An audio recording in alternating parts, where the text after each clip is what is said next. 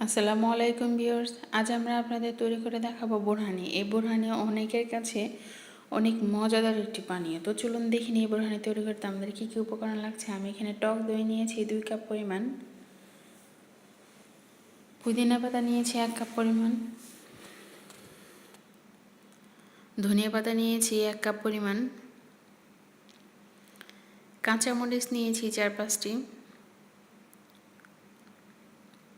নিয়েছি আমি 1 চা চামচ বিট লবণ, 1 চা চামচ জিরে গুঁড়ো, 1 চা চামচ ধনিয়া গুঁড়ো, 1 চা চামচ গোলমরিচের গুঁড়ো, সামান্য একটু সরিষা বাটা, লবণ নিয়েছি পরিমাণ মতো, চিনি ব্যবহার করেছি আমি 2 টেবিল চামচ পরিমাণ মতো পানি নিয়েছি। আমি প্রথমে ব্লেন্ডারের জগে দিয়ে দিচ্ছি আমি ধনিয়া পাতা,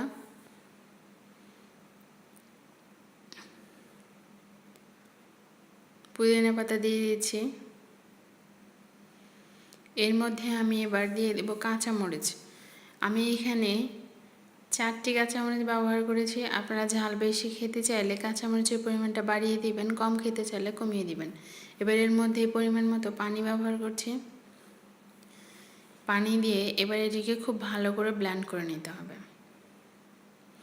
এই বোরহানি বেশি খাওয়া হয় বিয়েবাড়ির অনুষ্ঠানে। বিয়েবাড়ির অনুষ্ঠানে খাওয়ার পরে এই বোরহানিটা দেওয়া হয়। বোরহানি কিন্তু অনেক পুষ্টিগুণ সম্পন্ন একটি পানীয়। এটি আমাদের পেটকে ঠান্ডা রাখে, খেতেও কিন্তু অনেক মজার। দেখুন ব্লেন্ড করা হয়ে গিয়েছে, দেখিয়ে দিচ্ছি। এবার এর মধ্যে আমি 2 কাপ পরিমাণ টক দই দিয়ে দিচ্ছি। আমি টক দইটাকে ফ্রিজে রেখে দিয়েছিলাম। ফ্রিজে রাখার কারণে একটু আইস জমে গিয়েছে, সেজন্য আমার এক্সট্রা কোনো আইস ব্যবহার করতে হবে না। দিয়ে দিচ্ছি পরিমাণ মতো লবণ, আর আমি 2 টেবিল চামচ যে চিনি নিয়েছিলাম সেই চিনিটা কিন্তু আমি দিয়ে দিয়েছি। এবার এর মধ্যে আমি যে গুঁড়ো মশলাগুলো নিয়েছিলাম সেগুলো দিয়ে দিচ্ছি। আমি এখানে সরিষা বাটা নিয়েছি পরিমাণে কম, কারণ আমি এখানে লাল সরিষা ব্যবহার করেছি। লাল সরিষার সাথে এমনিতেই ঝাঁজ বেশি, সেজন্য পরিমাণে কম নিয়েছি।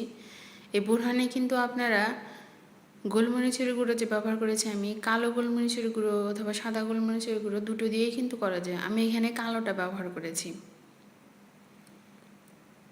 এবার এগুলোকে আরেকটু সময় নিয়ে ভালো করে ব্লেন্ড করে নেবেন।